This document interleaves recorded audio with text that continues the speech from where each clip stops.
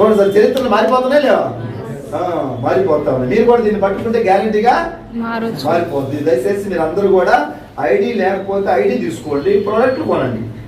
ప్రోడక్ట్లు కాడికి పోయి రేట్ ఎక్కువ తక్కువ ఎన్నో ఆలోచన చేయమాకండి. ఒకవేళ రేట్లు ఎక్కువ, ఒక 200-300 ఎక్కువ ఉంటే ఉండే ఏమైనా గొప్పలు మునిగిపోతాయి. 200-300 లాస్ అవుతుంది సార్.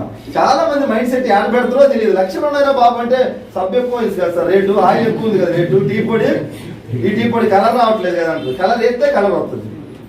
చాలా మంది చూడండి ఏది బాగా నల్లగా ఉంటుంది, 50-60 సంవత్సరాలు కూడా. ఏంది కారణం? కలర్ వేసిండ్రు. మరి మేము వేయలేదు కాబట్టి తెల్ల ఉంటుంది. కలర్ వేస్తే బాగుంటుంది మన వాళ్ళకి అందంగా.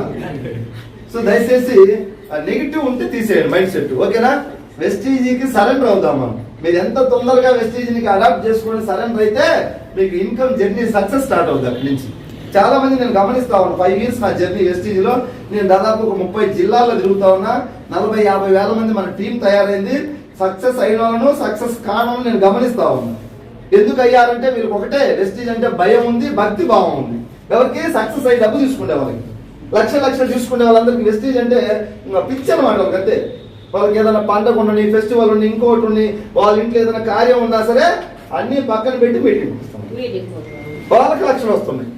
మిగతా వాళ్ళు ఏంది, పండగ ఉంది బయట రోజు నాకు మీటింగ్ కుదరదు, వెస్టీజ్ చూద్దాం తర్వాత చూద్దాం.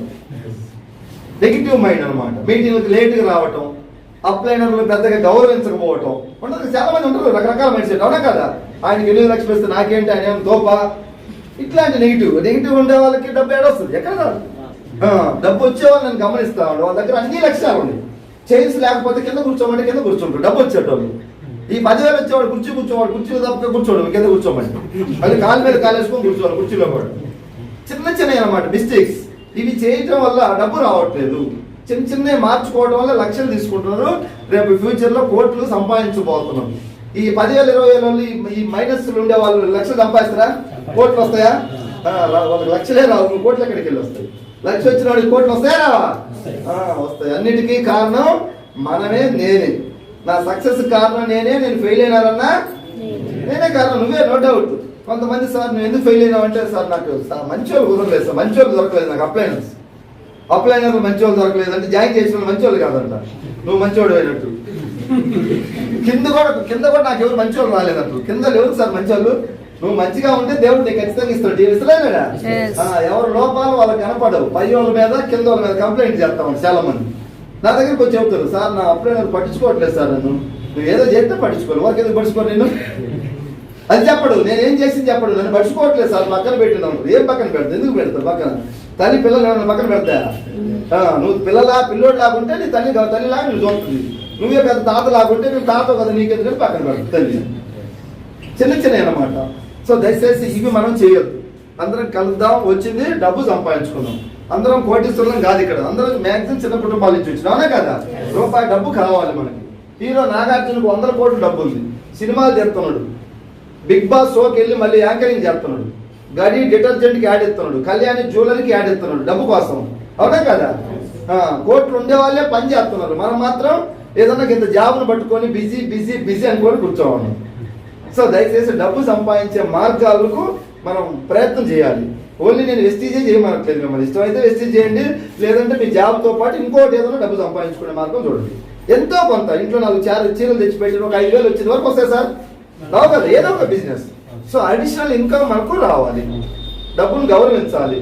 నాకు ఇప్పుడు 8 లక్షలు వస్తుంది, ఒక నెల 6 వచ్చింది, ఒక నెల 5, 5.5 వస్తా ఉంది, మేబీ రేపు 10 వస్తుంది. కానీ నేను డబ్బుని చాలా రెస్పెక్ట్గా చూస్తాను ఇప్పుడు. అప్పుడు 20,000 వచ్చేటప్పుడు లెక్కలేదు, అప్పుడు తెలియదు నాకు, వాల్యూ తెలియదు. ఇప్పుడు 8 లక్షలు వస్తున్నాయని ఇగో రాలేదు, లేకపోతే డబ్బును కేర్లెస్గా అయితే చూడట్లేదు, గౌరవించాలంటే. 8 లక్షలు వస్తున్నాయని కడుపు నిండినట్టు కూడా లేదు నాకు. కడుపు కాలుతా ఉంది నాకు. 8 వచ్చినా కాలుతానే ఉంది, రేపు 10 వచ్చినా కూడా కాలుతానే ఉంటుంది. సరిపోదు. మైండ్ ఇంకా అప్డేట్ అయిపోయింది. ఇంకా సంపాదించాలి. ఏదన్నా అవకాశం ఉంటే నలుగురికి హెల్ప్ చేయొచ్చు. డబ్బు ఉంటే, ఎవరే లేదా? డబ్బు లేకుంటే ఏం చేస్తాం మనం? మాటలతో ఏమైనా అయితే సార్, ఎవరన్నా మీ ఫ్రెండ్, మీ చిన్నప్పుడు బాగా దోస్తు, నీకు బాగా అభిమానం వాడంటే, అనుకోకుండా ఏదైనా బైక్ యాక్సిడెంట్ అయితే హాస్పిటల్ పోయి పడ్డాడు, 1 లక్ష రూపాయలు కావాలి అర్జెంట్, ఎక్కడ దొరకట్లేదు. నీ దగ్గర బ్యాంక్ బ్యాలెన్స్ బాగుంటే నువ్వు ఇవ్వాలనిపిస్తుంది, అవునా కదా? నీ దగ్గర అక్కడికక్కడ ఉంటే ఏమిస్తావు? అయ్యో పాపం నా ఫ్రెండ్, వాడు బెస్ట్ ఫ్రెండ్, నేను వాడంటే నాకు ప్రాణం అంటావు. ఏం ఉపయోగం ప్రాణం అంటే? చలో పోయి 1 లక్ష రూపాయలు కొట్టి ఆపరేషన్ చేయించరా, అది నీ దోస్తాను. డబ్బు సంపాదించాలి. ఇప్పుడు నాకు అట్లాంటి దోస్తులు ఉన్నారు, ఫ్రెండ్స్ ఉన్నారు కదా. నాకు అందరికీ మంచిగా వాడు అందరికీ ఉండదు. సో అలాంటి దోస్తులకి ఏదన్నా జరిగితే ఎంఎస్ఆర్ గుర్తు వస్తుందా లేదా? డబ్బు ఉంది, పెట్టే గుణం కూడా కొంచెం దేవుడు నాకు ఇచ్చేది. మీకు కూడా డబ్బు ఉంటే పెట్టే గుణం వచ్చేస్తా ఆటోమేటిక్గా. ఒకప్పుడు నాకు పెట్టే గుణం ఉంది, బట్ డబ్బు ఉందా? లేదు. ఏం చేయాలి? నా భార్య పిల్లలకి ఏదన్నా ఒక 4-5 లక్షల హాస్పిటల్ ఖర్చు వచ్చినా కూడా నేను చేతులు ఎత్తేయాలి, వెస్టీజ్ లేకపోతే.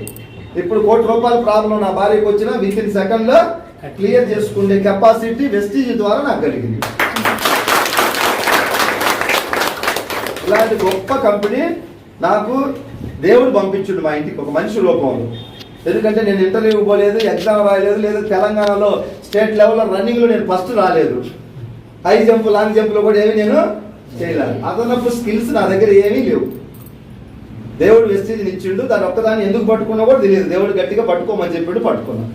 5 సంవత్సరాల క్రితం ఇంత డెవలప్ లేదు వెస్టీజ్, ఇన్ని బ్రాంచీలు లేవు, ఇంతమంది చెక్కులు లేవు అప్పట్లో. అయినా కూడా మేము పట్టుకొని నిలబడ్డాం అంటే అదంతా కూడా దైవ నిర్ణయం. ఆయన చెప్పిండు, పట్టుకున్నాం అంతే. నేను ఏదో పెద్ద తెలివికలోనే దీంట్లో ఉన్నానని చెప్పట్లేదు. సో మీకు కూడా దేవుడు మంచి అవకాశం ఇచ్చిండు, ఆపర్చునిటీ ఇచ్చిండు. ఎందుకంటే భారతదేశ జనాభా 140 కోట్లు నియర్ బై ఉంటే 2.5 కోట్ల మందికే వెస్టీజ్ తెలుసు. గ్రేటా కదా? మనం అవకాశం ఇచ్చిండు మనకు దేవుడు, దీన్ని ఉపయోగించుకుంటాం. ఏదైనా ఉపయోగించుకుంటే నాతోటి కొంతమంది జాయిన్ అయ్యారు వెస్టీజ్ అప్పట్లో. వాళ్ళు మీటింగ్స్కి రాలా, 1 నెల 2 నెలలు కొని సికింద్రాబాద్ పోయి నేను ఎక్కడ కొంటానని ఆగిపోయి మళ్ళీ సంతూరు సిద్ధాలే వాడుతున్నారు. వాళ్ళ కాడికి పోయి వెస్టీజ్ గొప్పతనం తెలుస్తుంది. ఏమంటే ఏం చెప్తున్నారు? ఏదో మామూలు అవునా కదా? డబ్బు తీసుకున్న దగ్గరికి వెస్టీజ్ వాల్యూ. నువ్వు ఏదైనా ఒక పార్టీలో ఉన్నావు, రాజకీయ పార్టీలో, పార్టీ మీద ఒక 10% 20% ప్రేమ ఉంటుంది. నీకు ఏదైనా ఒక జిల్లా స్థాయిలో పదవి వస్తే బట్టలు చుచ్చుకోమంటే చుచ్చుకుంటావు, అవునా కదా? పార్టీ కోసం ఏదైనా అరెస్ట్ అయ్యి జైలుకి పోమన్నా వస్తే ఉపయోగం. ఇక్కడ కూడా డబ్బు వస్తే మనకు వెస్టీజ్ వాల్యూ. నన్ను అడుగు వెస్టీజ్ నాకు దేవుడు పంపించాడంట, ఆగిపోయినాడు కడిగి పోయి వెస్టీజ్ మంచిదంటే ఏం చెప్తున్నాడు? ఏదో లేదు, సబ్బుల కంపెనీ పర్లేదు అంటాడు, అవునా కదా? మీరు కూడా ఆగిపోకుండా అందరూ ఇన్కమ్ తీసుకోవాలి. వెస్టీజ్ లో 1,00,000 సంపాదించడానికి 5-6 సంవత్సరాలు ఏం పట్టదు. కరెక్ట్ గా మీకు కసి ఉండి తపనుండి ఎదగాలి.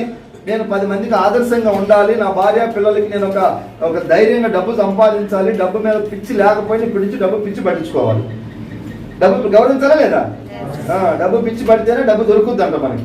నాకు ఇంతకుముందు తెలియదు, ఏదో లైట్ తీసుకునేవాడిని.